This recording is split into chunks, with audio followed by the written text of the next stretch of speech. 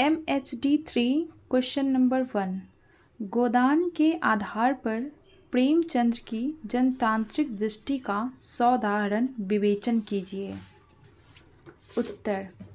कथा सम्राट प्रेमचंद द्वारा रचित हिंदी साहित्य का सर्वश्रेष्ठ उपन्यास गोदान भारतीय जनजीवन की प्रस्तुति करने वाला महाकाव्य है और उसमें समाज के सभी स्थितियों और समस्याओं के चित्र चित्रित हैं।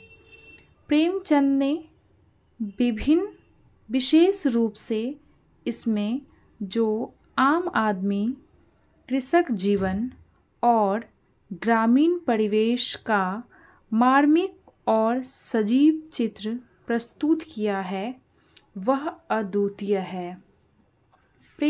गोदान में प्रेमचंद की जनतांत्रिक दृष्टि। सर्वश्रेष्ठ उपन्यास गोदान कथाकार प्रेमचंद की अद्भुत लेखन यात्रा की सिद्धावस्था है। प्रेमचंद के संपूर्ण साहित्य के सारांश को प्रस्तुत करती गोदान में उनकी जनतांत्रिक दृष्टि स्पष्ट रूप से दृष्टिगोचर होती है। पहला, लोक जीवन का यथार्थ चित्रांकन। गोदान में संपूर्ण भारतीय जनजीवन को यथार्थ रूप में प्रस्तुत किया गया है। यह भारतीय जनजीवन का ही महाकाव्य है और उसमें तत्कालीन भारतीय समाज के सभी स्थितियों और समस्याओं को चित्रित किया गया है। आम आदमी का जीवन, किसान की त्रासदी, नारी समस्याएं, वर्ग संघर्ष, शोषण व भेदभाव, आस्था और आडंबर सभी गोदान में उपस्थित हैं। पॉइंट 2, किसान के संघर्षशील जीवन की अभिव्यंजना। यह भारतीय किसान प्रेमचंद के संपूर्ण साहित्य का केंद्र बिंदु है, जिसकी समस्याओं, जीवनानुभवों एवं परिस्थितियों को व्यापक रचनात्मक परिप्रेक्ष्य में प्रस्तुत करने का काम किया है।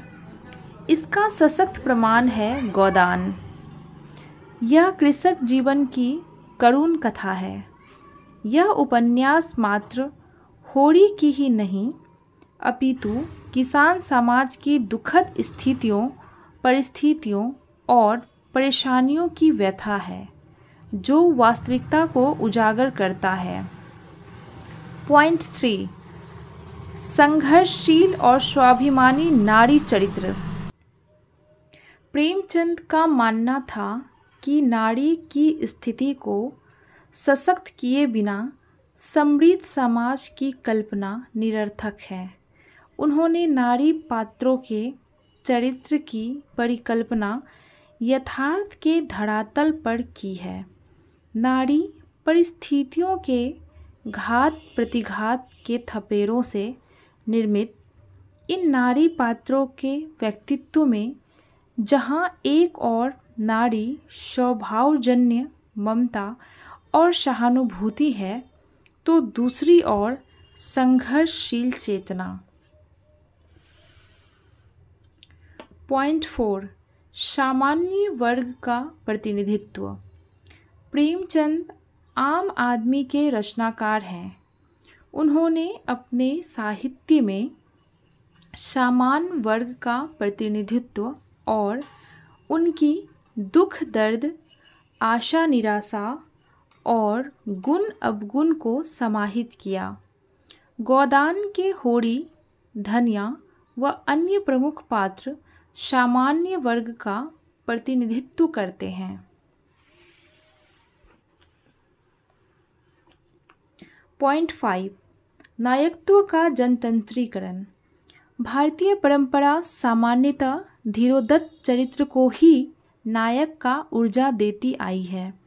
नायकों की यह परंपरा रामकृष्ण और बुद्ध जैसे चरित्रों को आधार बनाकर सदियों तक चलती रही, किंतु आधुनिक काल में कई सघन उपस्थिति ने यह तय कर दिया कि समाज और साहित्य में नायकों की परिभाषा बदलनी चाहिए। गोदान का होड़ी वस्तुतः नायकत्व के जनतंत्रीकरण की घोषणा है। पॉइंट 6, शोषण व समस्याओं का चित्रण। कथा सम्राट प्रेमचंद ने अपने संपूर्ण साहित्य में समाज के संघर्षशील और शोषित लोगों के दुख दर्द को सूक्ष्मता और मार्मिकता के साथ अभिव्यक्त किया है, आडंबरों का प्रहार करते हुए दूर करने का प्रयास किया। निष्कर्ष, हम यह कह सकते हैं कि अपनी लेखनी से हिंदी साहित्य की दिशा और दशा बदलने वाले प्रेमचंद द्वारा रचित गोदान हिंदी साहित्य की अनमोल धरोहर है।